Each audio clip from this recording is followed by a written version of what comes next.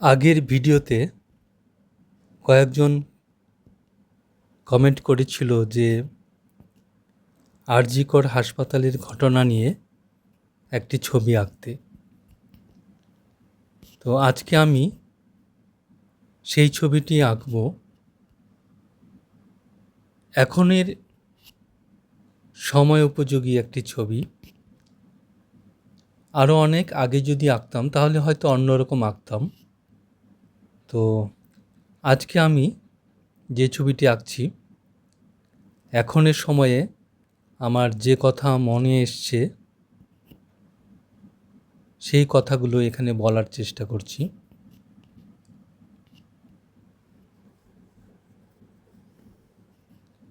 তো আমি ছবিটি সফট পেস্টেল কালার দিয়ে করছি।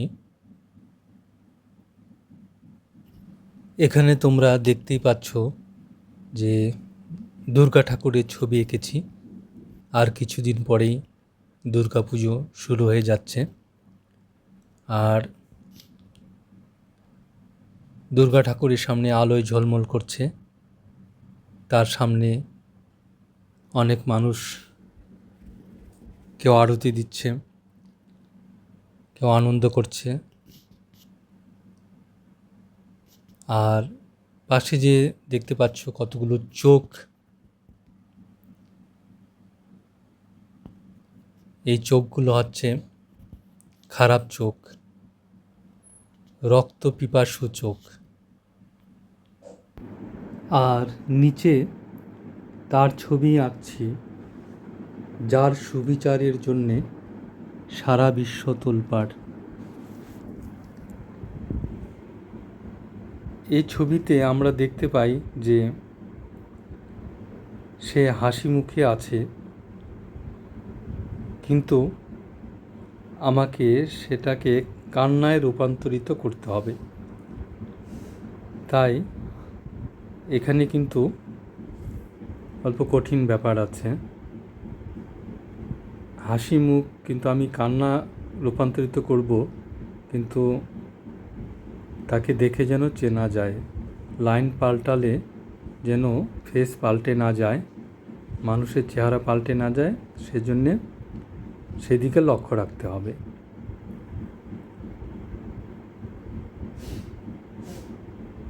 এখানে ব্যাকগ্রাউন্ডটা দেখছো অন্ধকার।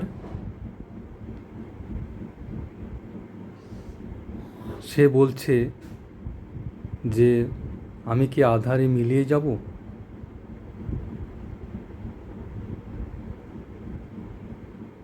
আর রক্ত পিপাসু চোখগুলো কি আলোতে ঘুরে বেড়াবে?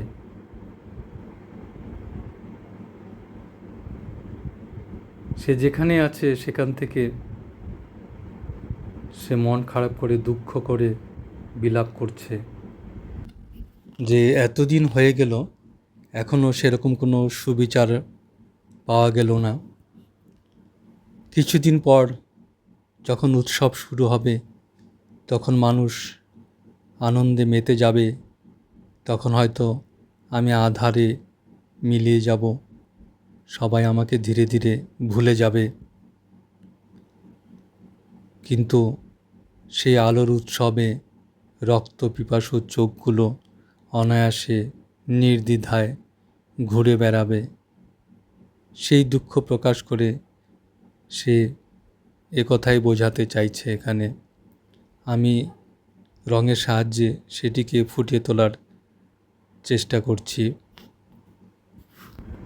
সত্যি মানুষ কেন যে এত বিবেকহীন, এত মনুষ্যত্বহীন হয়ে পড়ছে, খুবই খারাপ লাগে। অপরাধমূলক মনের মানুষগুলোর চেহারা যদি একটি নির্দিষ্ট ধরনের হতো তাহলে ভালো হতো, সাবধান হওয়া যেত। প্রথমেই বুঝে গিয়ে দূরে সরে যাওয়া যায়। বিভিন্ন ধর্মের মানুষকে যেমন আলাদা করে চেনা যায়, বিভিন্ন পশু পাখিকে যেমন আলাদা করে চেনা যায়, তেমনি এই নরপিশাচগুলোকেও যদি আলাদা করে চেনা যেত, বোঝা যেত, আলাদা কোনো চিহ্ন থাকতো, তাহলে খুব ভালো হতো। এই ঘটনার সুবিচার হোক, দোষীরা শাস্তি পাক, এই আশা রাখছি। আর পৃথিবীর সব মানুষ সুন্দর মনের হোক, যেন এমন ঘটনা আর শুনতে না হয়। খুব দুঃখ হয় যখন শুনি কোনো শিক্ষক ছাত্রকে শাস্তি দিলে বাড়ির অভিভাবকরা শিক্ষকের উপর চড়াও হন। খুব দুঃখ হয় যখন কোনো বয়োজ্যেষ্ঠ প্রতিবেশী কাউকে কোনো শাসন করেন, বাড়ির অভিভাবকরা তার উপর চড়াও হন। খুব দুঃখ হয় যখন দেখি কোনো সন্তান অন্যায় কাজ করে আর তার অভিভাবকরা সেই অন্যায়কে ধামাচাপা দেওয়ার চেষ্টা করে। খুবই দুঃখ হয়। এসবের পরিবর্তন হোক।